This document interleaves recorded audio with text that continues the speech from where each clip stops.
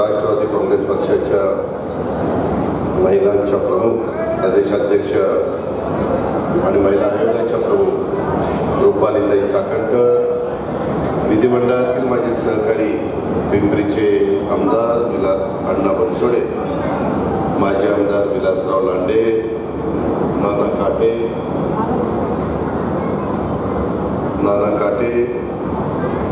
योगेश बहल, भाऊसाहेब भोईर, मंगलाताई कदम, वसंतराव नाना लोंढे, प्रशांत शितोळे, शमीमताई पठाण, अपर्णाताई डोके, राजू मिसाळ, मोरेश्वर कोंडवे, श्याम लांडे, प्रकाश सोमवंशी, सतीश दरेकर, कविताताई आलाड, वर्षाताई जगताप, गोरक्ष लोखंडे, ज्ञानेश्वर कांबळे, मोहम्मदभाई पानसरे, प्रभाकर वाघेरे, नारायणराव बैरोडे, वैशालीताई काळभोर, युसुफ कुरेशी, संजय ओसरमल, शकरुल्ला पठाण, जगदीश शेट्टी, फजल शेख, विजय लोखंडे,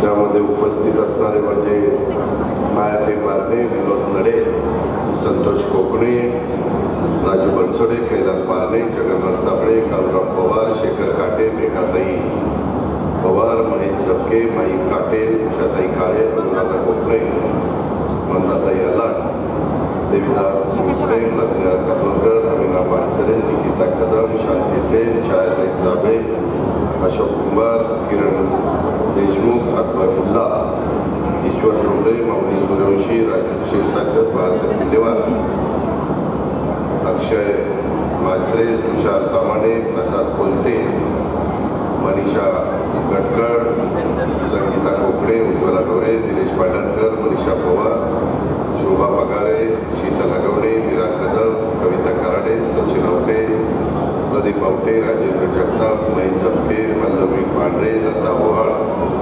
ॲडव्होकेट संदीप चिंचवडे, पंडितराव गवळी, बापू कातळे, विकास साने, कुरेसे, खाजा कुरेसे, सुनील अडागळे, निर्मलाताई माने, भाऊसाहेब अडागळे, अमित शेख, माऊली मोरे, त्यामध्ये ॲडव्होकेट हतीश डांगे, विष्णू शेळके, धनाजी विनोदे, तसंच निकिता कदम, डॅनियल दळवी, बाबुराव शितोळे, तुकाराम भुजबळकर, धनाजी तांबे, गुरु गवळी, संतोष निसर्ग, दीपक साकोरे, गुरुवार गुजर, कैलास पाटील, संदीपन चौपाटे, तानाजी जवळकर, श्याम जगताप, मयूर कलाटे, चंद्रताई लोखंडे, राजू लोखंडे, संध्या गायकवाड, प्रसाद शेट्टी, बाबा कांबळे, सिद्धार्थ बनसोडे,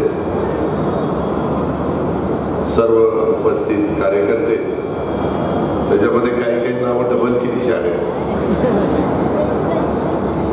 जमलेले म्हणजे पिंपरी, चिंचवड, भोसरी या तिन्ही विधानसभा मतदारसंघातले राष्ट्रवादी काँग्रेस पक्षाचे सर्व जीवाभावाचे सहकारी, माझ्या महिला भगिनी, आमचे तरुण युवती, पत्रकार मित्र, बंधू भगिनींनो आणि माझ्या सहकारी मित्रांनो, आपण परवाच काही जण एकत्र जमलो होतो आणि त्यावेळेस मी सुरुवातीलाच आज गुरुपौर्णिमेच्या निमित्तानं तमाम माझ्या सहकाऱ्यांना, कार्यकर्त्यांना, बंधू भगिनींना, तरुण तरुणींना सर्वांना मनापासून शुभेच्छा देतो. मित्रांनो, आपण मधल्या काळामध्ये पुण्यामध्ये बसलो होतो, त्यावेळेस मी तुम्हाला सांगितलं की मी दुपारपर्यंत तुम्हाला वेळ देतो आणि दुपारनं पुणे शहराला वेळ देतो. खरं मला आज तिन्ही उरकायचं होतं, पुणे ग्रामीण पण घ्यायचं होतं, पण मला दोनच घेता आले. आणि त्यावेळेस अनेक कार्यकर्ते, अनेक सेलचे प्रमुख, अनेक इतर प्रमुख मला म्हणत होते की दादा, ठराविकच लोक तुम्हाला भेटतात, आम्हाला काही तुम्हाला सांगायचं असतं, आम्हाला तुमच्याशी जरा बोलायचं असतं, आमचे काही प्रश्न मांडायचे असतात. म्हणून त्या दिवशी मी सांगितलं की आज तसं बघितलं तर स्वर्गीय नानासाहेब शितोळेंच्या स्मृतीने त्यांनाही मी विनम्र श्रद्धांजली अर्पण करतो. आणि तिथं मला सांगण्यात आलं की बाबा सकाळी तुम्ही सांगवीमध्ये या. मी 7ला सांगवीमध्ये आलो, परंतु माझा एक धाकटा भाऊ आहे, रणजित पवार म्हणून त्याचं नाव आहे, त्याचा परवा एका हॉस्पिटलमध्ये, इनामदार हॉस्पिटलमध्ये हार्टच्या संदर्भातलं एक ऑपरेशन झालं आणि आणि मला तिथं भेट देणं गरजेचं होतं, कारण तो आज डिस्चार्ज घेऊन बारामतीला जाणार होता. म्हणून मी माझ्या सहकाऱ्यांना म्हटलं की थोडासा मला उशीर होतो, मी जाऊन येतो आणि मग नंतर कार्यकर्त्यांना भेटतो, महिला भगिनींना भेटतो, शिष्टमंडळांना भेटतो. बहुतेकांना भेटण्याचा मी प्रयत्न केला, काही जण राहिले, परंतु असं मधून आपण एकत्र बसू आणि तशा पद्धतीने एकमेकाशी संपर्क ठेवण्याचा प्रयत्न त्या बाबतीमध्ये करू. आज इथं विजय लोखंडेंनी, दत्ता वर्षांनी, गोरक्ष लोखंडेंनी, संदीपान चौघाडेंनी, कविताताई आला, भाऊसाहेब भोईर, योगेश भट, समीर पठाण, विलास लांडे, बाबा कांबळे, रुपाली चाकणकर या सगळ्यांनी आपली आपली मतं मांडली, विचार मांडले. इतरांना पण मांडायचे होते. पंडित गवळी मला म्हणले की दादा मला बोलायचं, इतर पण काही सहकारी मित्र म्हणत होते बोलायचं, पण वेळ पण बराच झालेला आहे. पण आपल्याला पण आपापल्या घरी आणि पुढच्या कामाच्या करता जायचं आहे. आज इथं आल्यानंतर मधल्या काळामध्ये काही राजकीय घडामोडी घडल्या. आपणच कार्यकर्त्यांना ताकद देतो, आपणच मदत देतो, त्याचा उल्लेख थोडासा उजळता विलास लांडेंनी केला. अनेकांना मी 91ला तुमचा मात्र संबंध आल्यानंतर खासदार म्हणून मी खूप साध्या साध्या कार्यकर्त्यांना पुढं आणण्याचा प्रयत्न केला. गाव होते, गाव बाहेरचे होते, आणि मी कधी तसा वाद होऊन दिला नाही. सगळ्यांना न्याय देण्याचा प्रयत्न केला, सगळ्यांना पदं देण्याचा प्रयत्न केला. परंतु एखाद काही कार्यकर्त्यांना किंवा दादा इथली पदं तुम्ही दिली, महापौर पद, उपमहापौर पद, स्टँडिंग कमिटी असेल किंवा सभागृह नेता असेल किंवा पूर्वी PCMT होती त्याचं प्रमुख पद असेल, शिक्षण मंडळाचं असेल, अशी अनेक पदं आम्हाला दिली, प्रभागाची प्रमुख पदं दिली. परंतु राज्य स्तरावरची पदं ज्या प्रकारे आम्हाला मिळायला पाहिजे होती, ती महामंडळाची असतील, विधिमंडळातली असतील किंवा पार्लमेंटची असतील, तशा पद्धतीनं थोडासा पिंपरी चिंचवडला पक्षाकडनं दुर्लक्ष झालं आणि ते कुठंतरी आमच्या मनामध्ये भावना आहे ती कुठंतरी दूर केली पाहिजे. ती खंत आम्हाला आहे, ती कुठंतरी दुरुस्त केली पाहिजे. अशा प्रकारच्या पण सूचना काहींनी केल्या, तशा प्रकारची निवेदन देखील मला काहींनी दिली. ती वस्तुस्थिती मी नाकारत नाही. आताच्या काळामध्ये काही राजकीय स्थित्यंतर घडली आणि ती स्थित्यंतर घडल्यानंतर मी उभ्या महाराष्ट्राला सांगतोय की बाबा आपण शिवशाहू फुले आंबेडकरांची विचारधारा कुठं सोडलेली नाही. कालच्या अर्थसंकल्पामध्ये देखील मी ते स्पष्टपणे सांगितलेलं. अनेक सभांच्या मध्ये मी सांगतो, अनेक प्रेस कॉन्फरन्समध्ये मी सांगतो. त्याच्यामध्ये जरी युती ही भाजप, शिवसेना आणि राष्ट्रवादी काँग्रेसची असली तरी पूर्वी देखील युती राष्ट्रवादी काँग्रेस, शिवसेना, उभाटा आणि काँग्रेसची होती. आणि त्याच्या आधी काँग्रेस आपण तर अनेक वर्ष पार्लमेंटमध्ये आणि लोकसभेमध्ये एकत्र काम करत होतो. स्थानिक स्वराज्य संस्थेमध्ये आपण एकमेकाच्या विरोधामध्ये लढत होतो. ही सगळी पार्श्वभूमी बऱ्याच कार्यकर्त्यांना माहिती आहे. मला इथल्या तरुणींना सांगायचं आहे की अजून आपल्याला सगळ्यांना थोडंसं अधिक जोमाने काम करावं लागणार आहे. त्याचं कारण असं आहे की या पिंपरी शहराचा विकासाचा ध्यास हा आपण सगळ्यांनी घेतला. त्याच्यामध्ये पूर्वी अण्णासाहेब बगरांचं योगदान होतं, नंतर रामकृष्ण मोरे साहेबांचं योगदान होतं आणि त्याच्यानंतरच्या काळामध्ये तुम्ही बहुतेकांनी ती सूत्र माझ्याकडे दिली आणि आपण सर्व जाती धर्माला कसं बरोबर घेऊन जाता येईल अशा प्रकारचा प्रयत्न हा मनापासून केला. तशा प्रकारची इथली शहरातली आणि कॉर्पोरेशनची पदं पण देण्याचं काम केलं. पण काहीमध्ये निवडणुकीत काय घडलं काय नाही त्याच्या खोलात मी जात नाही. आता देखील काही घडलं. आम्ही कुणाचा अनादर करणारी माणसं नाही आहेत. तुम्ही अनेक वर्ष मला ओळखता. त्याच्यामध्ये जेवढं काही कार्यकर्त्याला मदत करता येईल, त्याचे प्रश्न सोडवता येईल, हे सोडवण्याचा प्रयत्न आपण मनापासून करत असतो. पण हे सगळं करत असताना कालचं उदाहरण सांगतो. काल अण्णा येऊ शकला नाही, परंतु श्रीरंगाप्पा बारणे होते, महेश लांडगे देखील येऊ शकले नाही, परंतु अश्विनीताई जगताप होत्या, महायुतीचे आमदार आणि बाकीचे इतर सहकारी त्यामध्ये आलेले होते. आणि त्यांनी सगळ्यांनी सांगितलं की बाबा वेगवेगळ्या TPC, विलास आमदार बरेच वर्ष होतात, त्यालाही माहिती आहे TPC कशी चालते. तुम्हाला सगळ्यांना माहिती आहे की मी कधी फार भेदभाव करणारा कार्यकर्ता नाही. आता इथल्या कितीतरी लोकांना माहिती आहे की आपण जरी मोठ्या संख्येने महानगरपालिकेमध्ये आपलं बहुमत असलं तरी देखील मी विरोधकांना पण सामावून घ्यायचो, काही त्यांची पण कामं करायचो, त्यांना पण निधी द्यायचो. ही गोष्ट भाऊसाहेबांना पण माहिती आहे. भाऊसाहेबच्या बरोबर त्यावेळेस विनोद नडे आणि बाकीचे सगळे सहकारी आपल्याबरोबर आले, त्यांनाही माहिती आहे. कारण शेवटी ते पण काही भागाचं प्रतिनिधित्व करत असतात. काल काही गोष्टी तिथं झाल्या, वास्तविक सगळं चाललेलं होतं ते सगळेजण पाहत होते. 2ला मीटिंग सुरू झाली, 2.5 तास मीटिंग चालली आणि मी होतो, आपले चंद्रकांत दादा होते, दिलीप वळसे पाटील होते, नीलमताई मोरे होत्या, पवार साहेब होते, त्याच्यामध्ये सुप्रिया सुळे होत्या, अमोल कोल्हे होते, श्रीरंगप्पा बारणे होते, मेधाताई कुलकर्णी होत्या आणि बरेचसे आमदार होते. मी सगळ्यांची नावं घेत नाही. आणि त्यामध्ये कामं कुठली काय तर त्याच्यामध्ये सातत्याने सुप्रिया म्हणाली की बाबा मावळमध्ये जास्त दिलं, मावळमध्ये जास्त दिलं. मावळ पण आपल्याच भाग आहे, त्या भागामध्ये थोडीशी कामं अधिकची करणं गरजेचं होतं, कारण लोणावळ्यासारखं शहर आहे, इतर काही बाबी आहेत. आणि त्याच्यातनं सुनील शेळके म्हणले की बाबा सारखं मावळचा का उल्लेख करतात, त्याच्या आधी शिरूर लोकसभा मतदारसंघात, बारामती लोकसभा मतदारसंघाला बऱ्यापैकी दिलेले, असा भेदभाव कशाला करतात. आणि काल देखील मी त्यांना सगळ्यांना सांगत होतो, सगळ्यांचं म्हणणं ऐकून घेत होतो. म्हणता वेळ लागला तरी चालेल, परंतु कुणाला दुखवायचं नाही, कुणाला नाराज करायचं नाही. जे काही प्रश्न असतील ते प्रश्न समजून घ्यायचे. परंतु काल इथल्या सभेमध्ये सुप्रिया सुळेंनी सांगितलं साहेबांचा मी अपमान केला. मी कधी साहेबांचा अपमान केलेला नाहीये आणि करणार पण नाही, काही कारण पण नाही, कारण त्यांना मी अनेक वर्ष दैवत म्हणून मानत आलेलो आहे.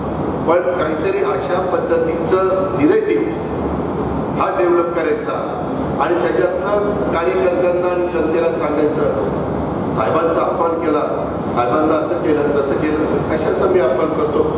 मी त्याच्यामध्ये अनेकदा फुले म्हणाले आम्हाला निधी नाही.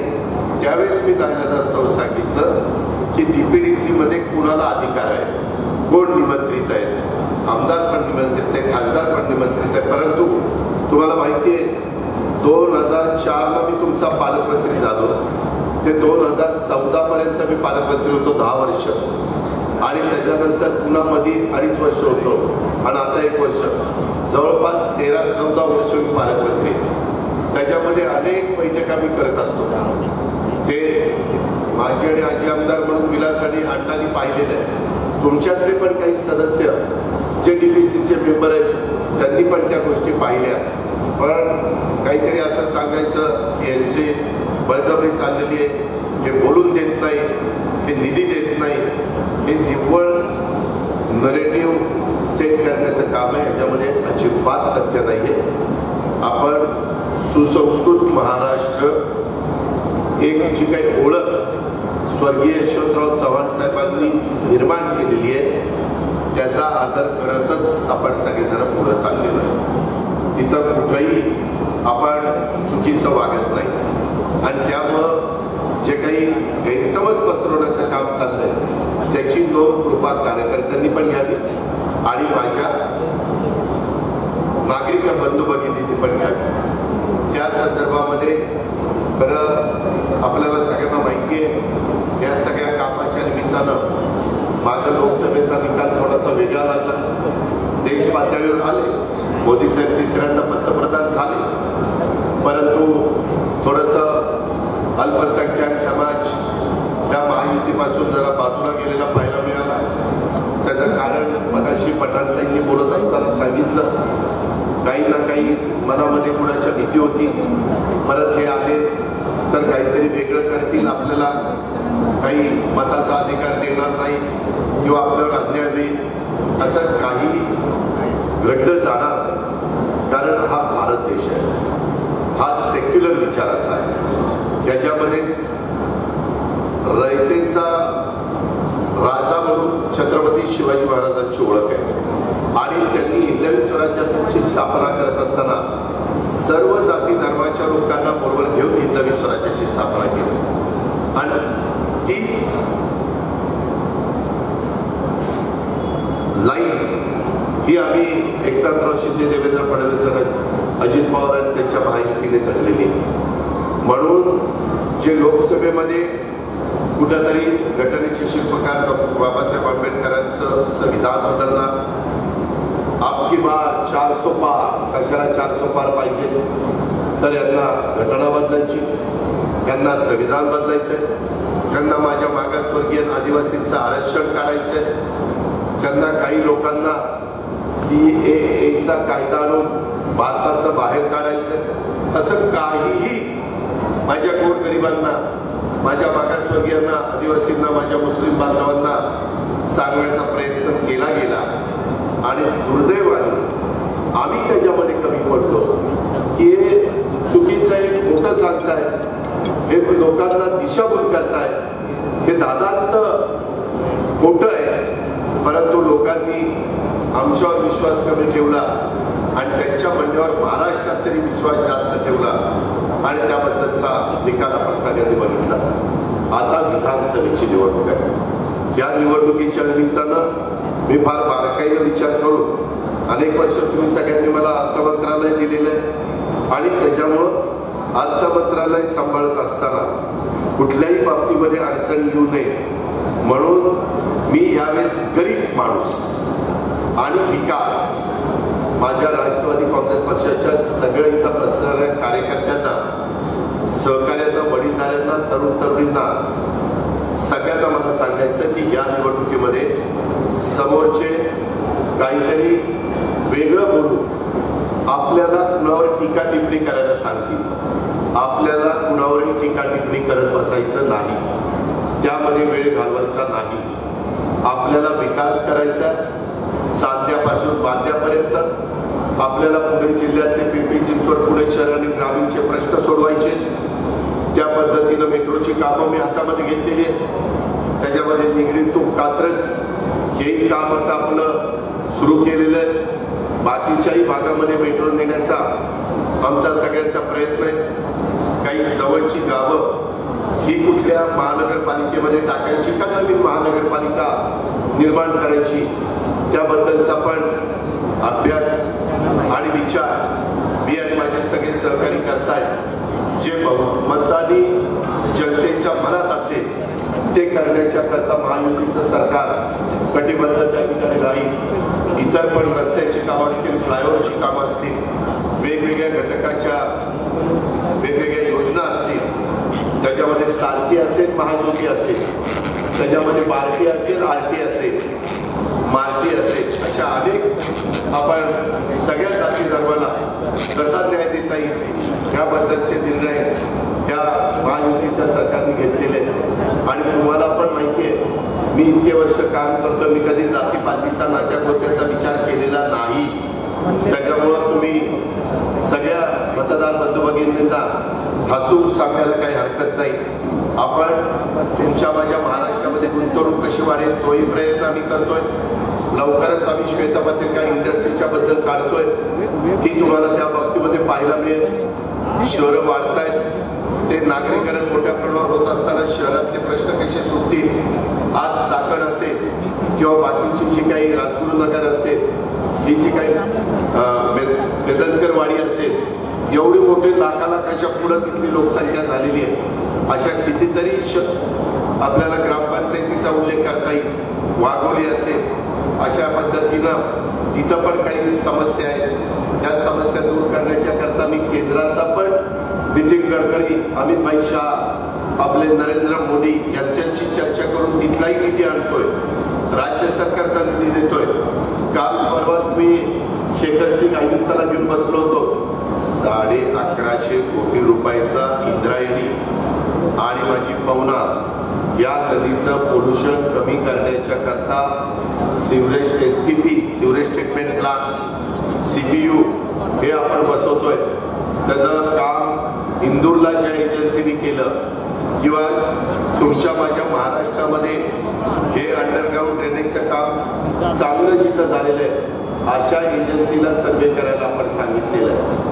आणि त्याच्यातून माझ्या शहरामध्ये डासांचा प्रादुर्भाव कमी होईल, माझ्या शहराला प्यायला व्यवस्थित पाणी मिळेल, माझ्या शहरामध्ये वापरलेल्या पाण्याची नीटपणे विल्हेवाट लागेल. या सगळ्याच्या बद्दल मी पालकमंत्री या नात्याने तुमच्या सहकारी या नात्याने इथं बसतोय, आढावा घेतोय. दर 15 दिवसाला आढावा बैठका घेऊन कुठली कामं कुठपर्यंत आलेली आहेत, कुठलं काम कोणत्या कारणाकरता लढलेलं आहे, अडलेलं आहे. आपल्या रेल्वे स्टेशन पण चांगली करण्याच्या बद्दल आपण त्याच्यामध्ये रेल्वे मंत्रालयाच्याकडनं पुढाकार घेतलेला आहे. अशा इतक्या बाबी आपण त्या बाबतीमध्ये करतोय. काल रात्रीच मी अमित शहा आणि देवेंद्रजी असे काही अमित शहा इथं आले, त्यांच्या पक्षाचा दिवसभर कार्यक्रम आहे बालेवाडीला. त्यावेळेस पण काही राज्यातले प्रश्न घेऊन मी त्यांच्याशी चर्चा केलेली. आता अधिवेशन सोमवारपासून केंद्रातलं सुरू होत आहे, त्याही संदर्भामध्ये केंद्रीय मंत्र्यांना आपल्या प्रश्नाची सोडवणूक करण्याच्या करता आपण पाठपुरावा करतोय. मला सांगायचं तात्पर्य हे आहे की मागच्या वेळेस जो नरेटिव्ह 400 पार अबकी बार हा डेव्हलप केला, विकासाच्या बद्दल त्यांना बोलता येत नाही. अर्थसंकल्प सादर करत असताना ते म्हणतात की हा चुनावी जिल्हा आहे. मला 10 वेळेला अर्थसंकल्प सादर करण्याचा मान मिळालेला आहे, संधी मिळालेली आहे, ती तुमच्यामुळे मिळालेली. आणि त्यामुळं एकंदरीतच 13 कोटी जनतेचं संसाराचा गाडा कसा चालवायचा, गरिबाला कशी मदत करायची, त्याला लाभ कसा द्यायचा, त्यांना कोणत्या योजना आणायच्या आणि ज्यांची ऐपत आहे त्यांच्याकडनं टॅक्स कसा मिळवायचा. आज देशात सगळ्यात जास्त जीएसटीचा टॅक्स हा जीएसटी राज्याचा आपल्या महाराष्ट्रामध्ये 15 ते 16% जमा होतो. त्याचा फायदा इनडायरेक्ट महाराष्ट्राला होतो, कारण निम्मा केंद्रात जातो, निम्मा आपल्याला जातो. वेगवेगळ्या प्रकारे तुम्ही बघताय की शहरामध्ये देखील आपण सुधारणा कशा प्रकारच्या करतोय. यावेळेस बजेटमध्ये मी माझ्यावर आरोप केला जातो. मी सकाळच्या काल माझी मुलाखत होती, त्याच्यामध्ये सांगितलं आपलं जे उत्पन्न आहे ते उत्पन्न साधारण 42-43 लाख कोटी ही आपल्यामध्ये एकंदरीत उलाढाल होती आणि त्या प्रमाणात आपल्याला कर्ज काढता येतं. मागच्या वेळेस 20-22 लाख कोटी आपलं ज्यावेळेस उलाढाल होती, उत्पन्न होतं, त्यावेळेस आपलं कर्ज साधारण 3.5-4 कोटीपर्यंत होतं, लाख कोटीपर्यंत. आता ते 7.5 लाख कोटीपर्यंत गेलेलं आहे. जी बंधनं RBI केंद्र सरकारचं अर्थ मंत्रालय त्यांनी घालून दिलेली आहेत, त्या बंधनाच्या बाहेर मी कुठेही जात नाही. त्या चौकटीतच मी हे सगळं बसवतोय. मी यावेळेस शेतकऱ्यांना वीज माफी दिलेली आहे. शेतकरी समाधानी आहे. 3 हॉर्सपावर 5 हॉर्सपावर 7.5 हॉर्सपावरच्या मोटारी त्यांनी चालवाव्यात. फ्री वीज टप्प्याटप्प्याने दिवसा वीज देण्याचा माझा प्रयत्न आहे. त्यामध्ये क्रॉस सबसिडी शेतकऱ्यांना देत असताना माझ्या उद्योग धंद्यांची वीज जास्त दर होता. 1.5 वर्षामध्ये आम्हाला तो 2 ते 3 रुपयांनी कमी करायचा आहे. त्यामुळं आणखीन आपल्याकडं इंडस्ट्री जास्त वाढेल, त्याच्यामध्ये गुंतवणूक करतील उद्योगपती आणि रोजगार त्या ठिकाणी मिळेल, लोकांच्या हाताला काम मिळेल. तुमच्या पिंपरी चिंचवड तुमच्या माझ्या कष्टकऱ्यांची नगरी, कामगारांची नगरी अशी ओळख उद्योग नगरी म्हणून आपल्या पिंपरी चिंचवडचे. मित्रांनो, आता काही जण स्वतःच्या स्वार्थाकरता इकडे तिकडे गेले, तिकडं फार आता लक्ष देण्याचं काही कारण नाही. मलाही सांगितलं की आता ही जागा जर भाजपला गेली तर मला यावेळेस आमदार व्हायचे, मी आमदार कसा होणार, असंही काही आम्हाला ऐकवलं. अशा पद्धतीनं काही विचार केलेला आहे. त्या विचारधारेचा काही विचार करू नका. आज आपण चांगल्या पद्धतीनं सगळे मिळून, केंद्र आपल्या विचाराचं आहे, त्याच्यावर उद्याच्या 5 वर्षाच्या करता केंद्राचा निधी आपण आणू शकतो. समोरचे लोक आणू शकत नाही, कारण ते मोदी साहेबांच्यावर सातत्याने टीका करण्यातच त्यांचा वेळ घालवत आहे. त्याच्यामुळे फटका आपल्या राज्याला बसणार आहे. म्हणून आपल्याला पुन्हा युतीचं सरकार आणायचं आहे. लाडकी बहीण योजना 2.5 लाखाच्या पर्यंत उत्पन्न असणाऱ्या कुटुंबाला, तिथल्या घरातल्या महिलेला 21 वर्षापासून 65 वर्षापर्यंतच्या त्यांना आपण 1,500 रुपये महिना तिथं देतोय. आज मला माहिती मोलमजुरी करणारी महिला, कचरा उचलणारी, काचा गोळा करणारी, शेतमजुरी करणारी, खुरपण करणारी, धुणभांडी करणारी, अशा प्रकारच्या कितीतरी महिला आहेत. ह्या ज्या योजना आणल्या त्या सर्व जाती धर्माच्या महिलांच्या करता आणल्या.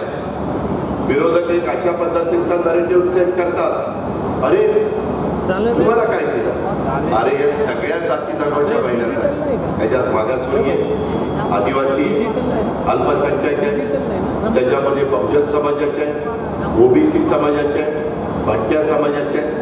कुठलाही घटक आम्ही सोडलेला नाही. फक्त ती गरीब असली पाहिजे. गरिबाला न्याय देण्याची भूमिका यावेळेस आम्ही सगळ्यांनी स्वीकारलेली आहे आणि त्या रस्त्याने मी आणि सरकार पुढे चाललेलं आहे. त्यामध्ये जे लाभ देत असताना थोड्या अडचणी येतात. ते ऑनलाईन तुमचे अर्ज भरत असताना त्रास होतोय, परंतु प्रचंड मोठ्या प्रमाणात सगळ्या महाराष्ट्रातून अर्ज येत असल्यामुळं कधी कधी काही अडचणी येत आहेत. त्याच्यात आपण मार्ग काढतोय. त्याच्यामध्ये पिवळे कार्डधारक, केशरी कार्डधारक आणि अंत्योदय योजनेमध्ये मोडणारे सगळी कुटुंब ही त्याच्यामध्ये घेतली.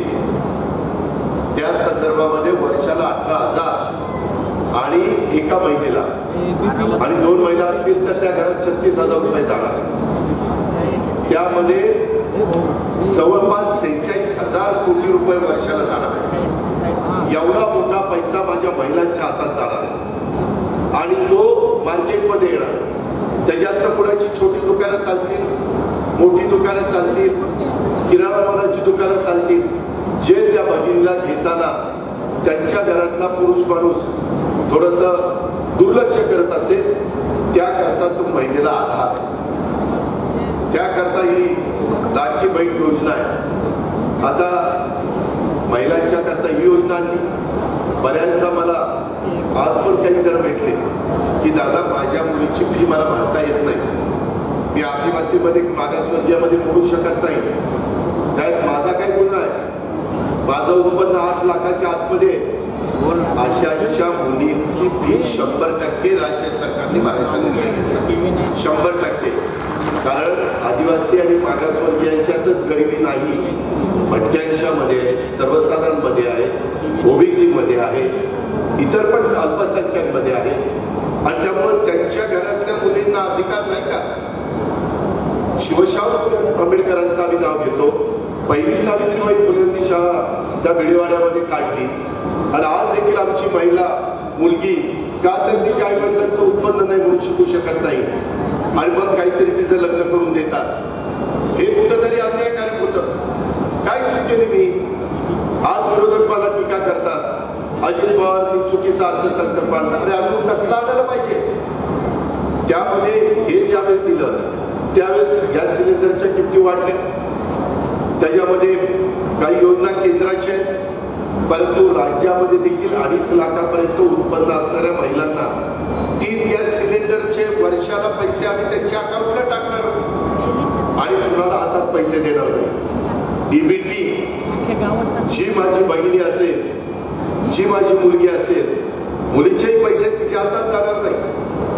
ते तिचं समजा भारतीय विद्यापीठामध्ये सिम्बॉसिसला किंवा जे काही कुठलं कॉलेज असेल त्या कॉलेजला ती फी जमा होणार आहे. मात्र माझी कॉलेजांना पण विनंती आहे की हे पैसे सप्टेंबरमध्ये आम्ही सोडणार आहे.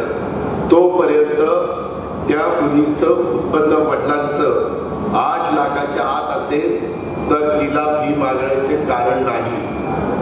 आम्हाला फार कठोर व्हायला संस्थांनी लावू नये. काही संस्था नाही आम्हाला आत्ताच पैसे पाहिजे, सरकारवर विश्वास नाही का? आणि मग सरकारने जर सरळच करायचं ठरवलं तर संस्था राहील का? शेवटी कुठं ना कुठं काही ना काही माणूस आहे, स्वभाव आहे, कुठं तरी चुकतं. आम्ही पण संस्था चालवतो. पुणे जिल्हा शिक्षण संस्था मी आज चालवतो, कृषीमूल शिक्षण संस्था चालतो, रयत शिक्षण संस्थेमध्ये मी आहे, विद्या प्रतिष्ठानमध्ये मी आहे, विलास संस्था चालवतो. इथं काही जण बसणारे अनेक जण संस्था चालवतो. कधीतरी काहीतरी राहतं, पण आपण ते समजून घ्यायचं असतं. आणि म्हणून आपल्या मुलींच्या शिक्षणाच्या करता ही जी काही चांगली योजना आणली आणि गॅस सिलेंडरचे पण पैसे जाणार आपल्या राष्ट्रवादी काँग्रेस पक्षाच्या सहकार्यांनी ह्या योजना मतदारांच्या पर्यंत सांगितलं पाहिजे। मतदार म्हणतील हे पुढं पण मिळणार का, त्यांना म्हणावं मिळणार केव्हा, पुढं पण महायुतीचं सरकार आलं तर। त्यामध्ये मी शब्दाचा पक्का आहे, अजितदादाचा वादा आहे, त्यामध्ये तुम्ही सरळ सांगा त्या दादानी वादा केलेला आहे परत तुम्ही महायुतीचं सरकार आणा।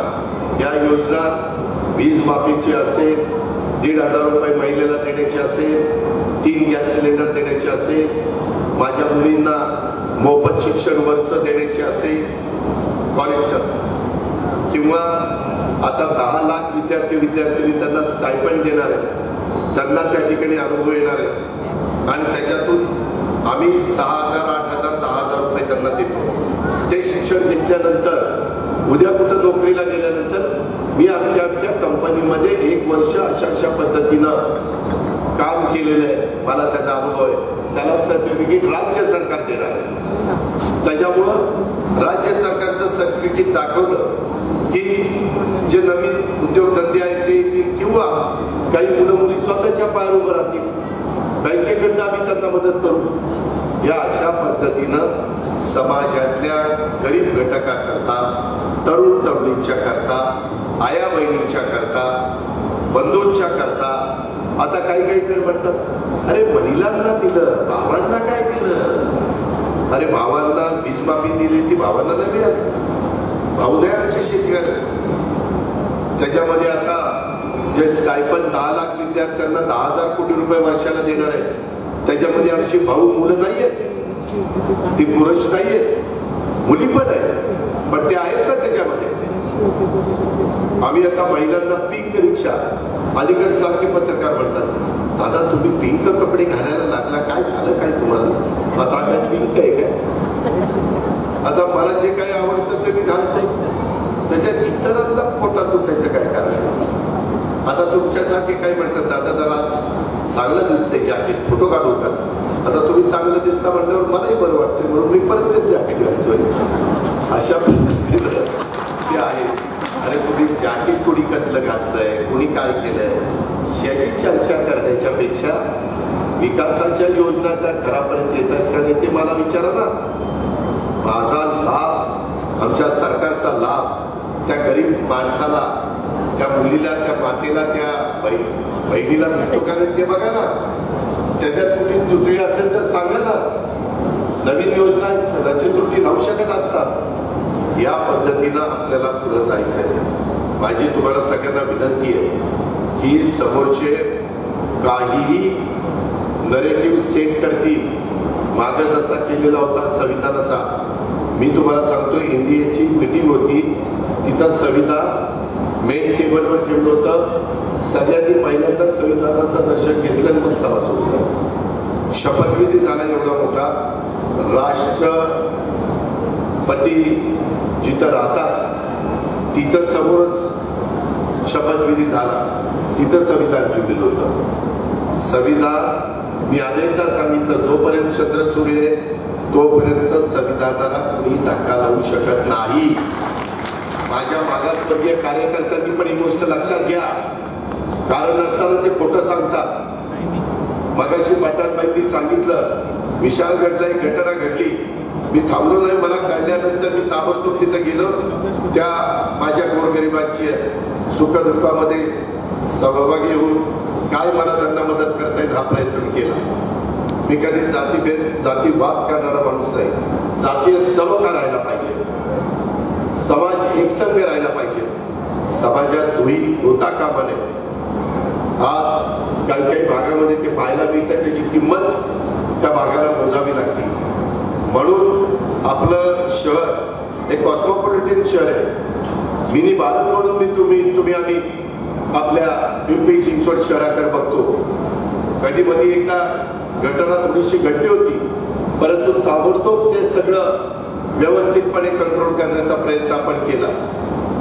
आजही या शहरामध्ये ज्या काही सांगल्या, आज खूप जणांनी माझ्या वॉर्डामध्ये हे पाहिजे ते पाहिजे, मी विकास पाटील माझा OSD आहे, त्याला दर सोमवारी इथं बसवतो. मी शेखर सिंगला आयुक्ताला सांगितलं की जी सार्वजनिक कामं असतील ती कामं तिथं झाली पाहिजे, लोकांना मदती झाल्या पाहिजेत. आता स्टँडिंग कमिटी नाहीये, कॉर्पोरेशन नाहीये, नगरसेवक नाहीयेत. आपली इच्छा आहे की ती पण निवडणुका लवकर लागाव्या, म्हणजे तिथल्या तिथं नागरिकांना नगरसेवक लगेच उपलब्ध होतो. समजा गटार तुमलं, काही घाण झालंय, काही साफ करायचंय, काही योजना राबवायची, काही नवीन गोष्टी तिथं आणायच्या, या पद्धतीनं या सगळ्या गोष्टी चाललेल्या आहेत. आणि म्हणून माझी तुम्हाला सगळ्यांना सांगणं आहे की जे काही मी यंदा राज्याला बजेट दिलेलं आहे ते राष्ट्रवादीच्या विकासाचं विजन आणि विचार त्याचे बजेट मधल्या या सगळ्या गोष्टी दिसत आहेत. हे बजेट सर्वांगीण दृष्ट्या एक ऐतिहासिक अशा प्रकारचं बजेट आहे. युवा कार्य प्रशिक्षण योजना, बळीराजा विनामूल्य योजना, अन्नपूर्णा योजना, अशा प्रकारच्या अनेक योजना आपल्या करता आपण आणलेल्या आहेत. विधानसभेच्या निवडणुका लागतील त्या दृष्टीनं आपले विरोधक काय प्रचार करतायत, आपल्यावर काय टीका करतायत, याचा जरासाही विचार करायचा नाही, त्यांना उत्तर आपण द्यायचं नाही. आपण निवडणुकीत एकाच गोष्टीवर फोकस करायचा आणि तो म्हणजे जनतेचा विकासाचा. आणि बजेटमधल्या योजना सर्वसामान्य माणसाच्या दारापर्यंत पोहोचवण्याचा आपल्या पक्षाचा पूर्वी जनसेवेचाच अजेंडा होता ना, आताही तोच अजेंडा आपला आहे.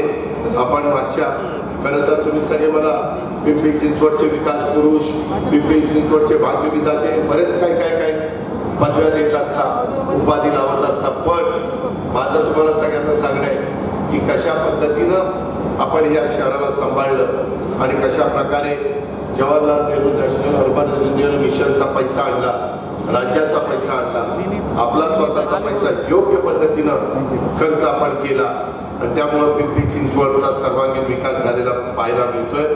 अजूनही गरीब वर्गाच्या करता स्लम मध्ये राहणाऱ्या, झोपडपट्टीमध्ये राहणाऱ्यांना आपल्याला घरबांधणीचा कार्यक्रम मोठ्या प्रमाणात यंदा 3 कोटी घर बांधण्याचा कार्यक्रम पंतप्रधानांनी जाहीर केलेला. त्याच्यातला जास्तीत जास्त निधी महाराष्ट्रामध्ये आणण्याचा आमचा प्रयत्न आहे. आणि त्याकरता मी आपल्याला सगळ्यांना सांगतो की आपण दिवसरात्र फक्त लोकांच्या भल्याचा विचार करतोय. घेतलेला प्रत्येक निर्णय हा जनतेचा, सर्वसामान्यांचा विचार करून घेतलेला आहे. भगिनींच्या हातामध्ये पैसे कसे येतील, त्यांच्या घरामध्ये काही मोफत गॅस सिलेंडर कसे जातील, याचा विचार आपण केलेला आहे. आणि हे बजेट आपण त्या ठिकाणी मांडलेलं आहे. म्हणून तुम्हाला जनतेला, विरोधकांना, मीडियाला फक्त एकाच भाषेत बोलायचं आहे, ते म्हणजे विकासाच्या भाषेत. त्याच्यामध्ये विकासामध्ये त्याच्यात विकास दिसल्याशिवाय दुसरं काही दिसता कामा नये. जनतेचा लाभ आणि बळ देण्याचं माझ्या जीवनाचं उद्दिष्ट आहे. म्हणून मी ते करतच राहणार. यासाठी तुमची सगळ्यांची साथ ही राष्ट्रवादी काँग्रेस पक्षाला आणि महायुतीला मिळाली पाहिजे. त्याच्यामध्ये या योजना आल्यानंतर आमच्या सभागृहामध्ये बऱ्याच त्यांनी टीका टिप्पणी करण्याचा प्रयत्न केला, पण त्यावर आपण अजिबात विश्वास ठेवू नका. लाडकी बहीण योजनेत कशा प्रकारे विरोधक प्रचार करतायत आणि स्वतःची राजकीय पोळी भाजण्याचा प्रयत्न करतायत. तुम्हाला सांगायचंय, तुम्हाला सांगायला आनंद पण होतोय की मागच्या काही दिवसापासून आपण राष्ट्रवादी काँग्रेस पक्ष सोशल मीडियावर ट्रेंड करतोय. मीडिया आपली एंगेजमेंट दिवसेंदिवस वाढतीये आणि सोशल मीडियाचा पण वापर नीट झाला पाहिजे. चुकीचा अफवा पसरवण्याचा प्रयत्न कोणी केला तर त्याला पण ताबडतोब आळा घालण्याचं काम किंवा काउंटर अटॅक करण्याचं काम आपण सगळ्यांनी केलं पाहिजे. आणि त्या पद्धतीनं महायुती म्हणजे आपली एकी ही दिसली पाहिजे. अशा प्रकारची देखील माझी आपल्याला सगळ्यांना आग्रहाची, नम्रतेची, कळकळीची विनंती आहे. माझ्या शेतकऱ्याच्या करता दुधाचा दर पण आम्ही वाढवलाय. आपण राज्य सरकारकडनं त्याला 5 रुपये जास्तीचा देतोय, परंतु तुम्हाला किफायतशीर दरामध्ये दूध मिळावं हा त्याच्या पाठीमागचा दृष्टिकोन आहे.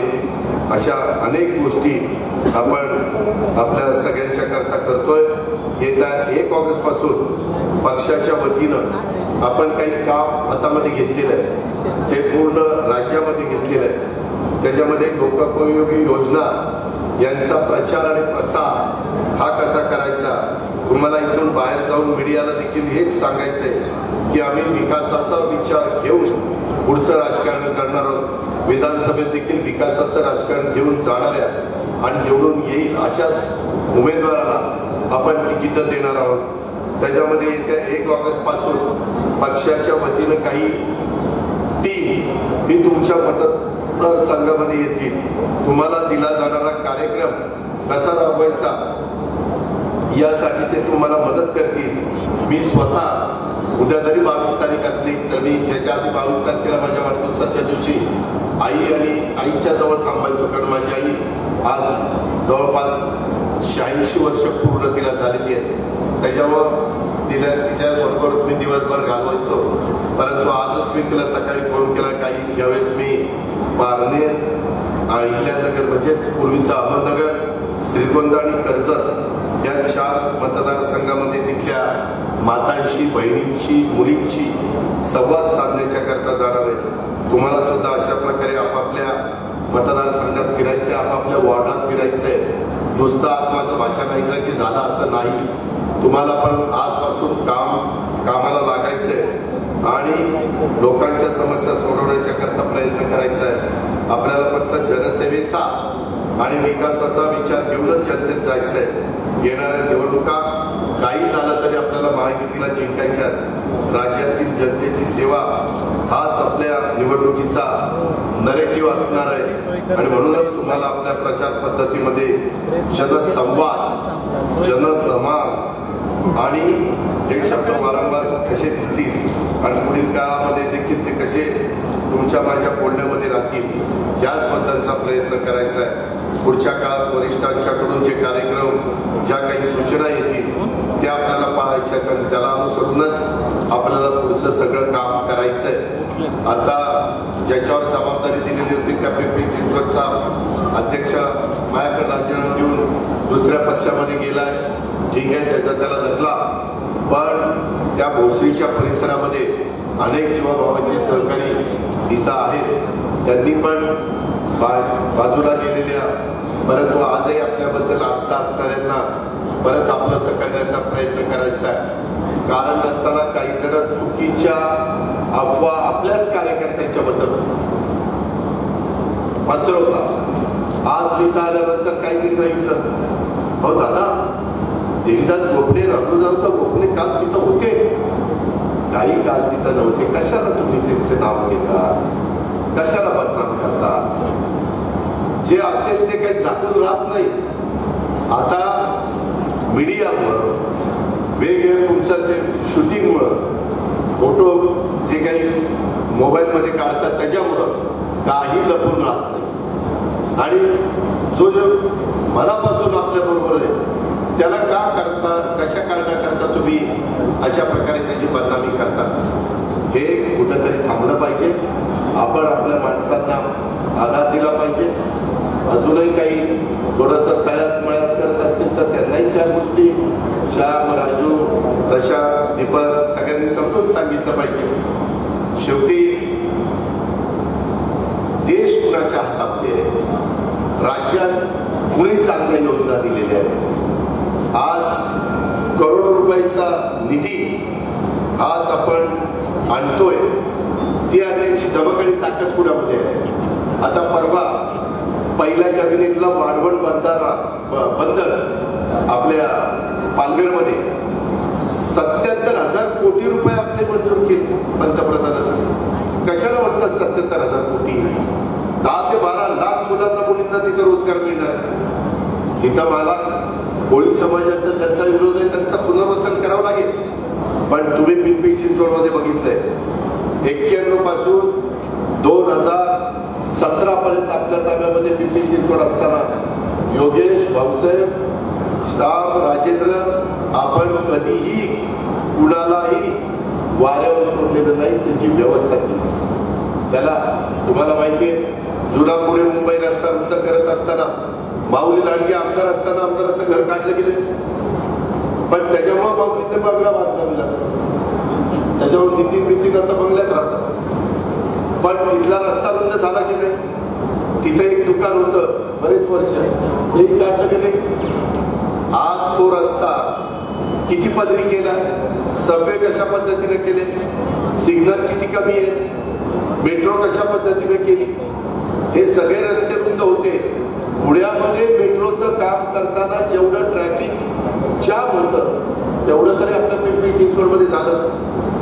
कारण मुळातच उद्याची 50 वर्ष डोळ्यासमोर घेऊन आपण आपले इथले फ्लायओव्हर, आपण इथले डबल फ्लायओव्हर, आपण आपले इथले रस्ते आणि आपल्या इथल्या पिण्याच्या पाण्याच्या योजना या करण्याचा प्रयत्न आपण केलेला आहे. आपलं या शहराशी एक वेगळं आगळं नातं आहे. जरी काही जण कान घेऊन काही सांगत असले तरी यांना कुणाला फार काही आपल्या पिंपरी चिंचवड बद्दल आस्था, आपुलकी, जिव्हाळा आहे असं समजण्याचं अजिबात कारण नाही. कारण आज देखील महाराष्ट्रामध्ये पिंपरी चिंचवड म्हणजे अजित पवारांचं शहर, अजित पवार म्हणजे पिंपरी चिंचवड शहर अशीच ओळख ही आहे, हे कोणी नाकारू शकत नाही. ही वस्तुस्थिती. त्याकरता आपल्याला उद्याच्या काळात जरी लोकसभा विधानसभेला आपली युती असली तरी स्थानिक स्वराज्य संस्थांमध्ये आपल्या पक्षाची ताकद वाढवण्याचं काम सगळ्यांना करायची उभा आहे. त्याच्यामुळे महानगरपालिकामध्ये, जिल्हा परिषद तालुका पंचायतीमध्ये, नगरपालिका नगरपंचायतीमध्ये तिथं राष्ट्रवादीच्या स्थानिक स्वराज्य संस्थांमध्ये काम करणाऱ्या कार्यकर्त्यांना मदत होणारच आहे. भाजपला पण त्यांच्या परीनं त्यांना उमेदवारी देता येणार आहे, शिवसेनेला देता येणार आहे. त्यामुळं तुम्ही अजिबात कुठली काही शंका कुशंका मनामध्ये आणू नका. कधी कधी काही काल जसं काही पीपीडीसीला तर झालं नसताना काही मीडियातले चॅनल देखील वेगळं दाखवत होते. अजित पवार असं म्हणले, अजित पवार तसं म्हणले. उलट 2.5 तासामध्ये कोण कोण किती वेळ बोललं आणि किती वेळ अजित पवारने कुणाचं ऐकून घेतलं हे पण रेकॉर्ड आहे. ते काही झाकून राहिलेलं नाही. पण सहानुभूती कशी मिळवता येईल? दादांनी साहेबांना बोलून दिलं नाही, कसं पण बोलून देणार नाही. त्याच्यामध्ये आता देखील बाबा म्हणाला मला बोलायचं, नको बाबा. त्याच्यामध्ये फक्त पंडितला म्हणलं तू थांब जरा, तू मी बसू आणि नंतर बोलू, भाषण लगेच काही नको. त्याच्यामध्ये काही जण वेगवेगळं करतील. आता उद्याच्या निवडणुकीच्या निमित्तानं तुम्हाला सगळ्यांना, विशेषतः भोसरी विधानसभा मतदारसंघातल्या कार्यकर्त्यांना अतिशय स्पष्ट भूमिका त्या ठिकाणी घ्यावी लागणार आहे. ही गोष्ट सगळ्यांनी या निमित्तानं ध्यानामध्ये घेतली पाहिजे. त्याच्यात कुठल्याही प्रकारचा बदल होता कामा नये. अशा प्रकारे मला कविता तुलाही सांगायचं आहे, इतर सगळ्यांना त्या भागातल्यांना सांगायचं आहे. नाहीतर काही जण आपल्या बरोबर आहेत असं दाखवणा, पुन्हा रात्री दुसरीकडे असता, ते असले काही धंदे करू नका. दिवसाही आपल्याकडेच राहा, रात्री आपल्याकडेच राहा, पहाटे पण आपल्याकडेच राहा. आणि जर रात्री दिवसा करायचं असेल तर बाबा तिकडे जा, तुझं तुला लटला. असंही करायला काही आपण मागं पुढं मागण्याचं काही कारण नाही. कार्यकर्ते कुणाचं पुढा वाचून लढत नसतं. मी आपल्याला स्पष्ट सांगतो, कुणाचं पुढात वाचून लढत नसतं. काळ हा सतत पुढे जात असतो, वेळ सतत बदलत असते आणि काळानुरूप वेळेनुरूप आपल्याला पुढे जायचं असतं. आपल्याला पण उद्याच्या काळात महानगरपालिकेच्या निमित्तानं काही नवीन चेहरे महिलांच्या मध्ये, आपल्या पुरुषांच्या मध्ये द्यावे लागणारच आहे. काही अनुभवी द्यावे लागणार आहेत, काही नवे द्यावे लागणार आहेत. अशा पद्धतीनंच वेगवेगळ्या घटकाला तिथं आपल्याला सामावून घ्यावं लागणार आहे. आता आपल्यावर जी काही जबाबदारी मी चाचपणी करतोय की कुणाला अध्यक्ष करायचंय, कार्याध्यक्ष करायचंय, वेगवेगळी नावं माझ्याकडे आलेली आहेत. मी 2-4 दिवसामध्ये अजून काही लोकांशी बोलून अध्यक्ष कुणाला, कार्याध्यक्ष कुणाला, आणि ते आपण कार्यकारिणी करत असताना त्याच्यात सर्व जाती धर्माचे लोक दिसले पाहिजेत. अशा पद्धतीनं सेलच्या प्रमुखांनी आणि पदाधिकाऱ्यांनी पण तिथं अधिकचं लक्ष देण्याची गरज आहे. आणि प्रमुख लोकांनी आता इथं सगळ्यांनी माझ्याबरोबर अनेक वर्ष काम केलेलं आहे. तुम्ही पण आता थोडंसं माझ्या माहितीप्रमाणे ऑक्टोबरमध्ये मतदान किंवा उशिरा आलं तर नोव्हेंबरमध्ये. माझ्या अंदाज आहे की ऑक्टोबर एंडपर्यंत. आता जुलै महिना संपत येईल बघता बघता. ऑगस्ट, सप्टेंबर, ऑक्टोबर फार कमी महिने आपल्या हातामध्ये आहेत. आम्ही सगळेजण आमच्या परीनं दौरे काढणार आहोत. आपल्याला उद्याच्या काळामध्ये एखादं शिबिर पण सगळ्या महाराष्ट्रातल्या कार्यकर्त्यांचं हे घ्यावं लागणार आहे. त्याच्यात पण मला आणि बाकीचे सुनील तटकरे, प्रफुल्ल पटेल, दिलीप वळसे पाटील, छगन भुजबळ, धनंजय मुंडे, अनिल भाईदास पाटील, संजय बनसोडे, बाबा आत्राम, धनंजय झिरवाळ, आदिती तटकरे हे सगळे जे काही आपले मंत्री आणि प्रमुख पदाधिकारी आहेत, सहकारी आहेत, या सगळ्यांना महाराष्ट्र पिंजून काढावं लागणार आहे.